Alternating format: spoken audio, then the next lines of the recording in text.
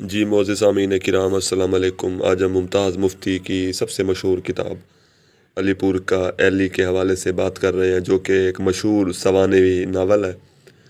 اور اس کتاب میں جو تمام کردار اور مقامات بیان کیے گئے ہیں، ممتاز مفتی نے اپنی کتاب کے ایک ایڈیشن میں ان تمام ناموں کی، کرداروں کی پہچان بھی ظاہر کی ہے۔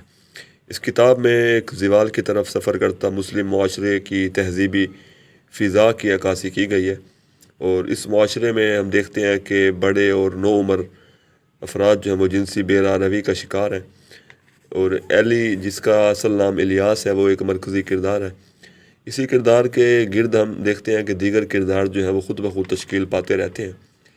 ایلی بھی جنسی بے روی کا شکار ہے۔ اس کی پیدائش بھی ایک منفی ماحول میں ہوئی، اور شعور کی منزلیں طے کرنے کے بعد اس نے جب اپنے والد کی جنسی بے روی کا مشاہدہ کیا تو نفسیاتی طور پہ رد عمل ظاہر کرتے ہوئے وہ ایک منفی کردار کے روپ میں ہمارے سامنے آتا ہے۔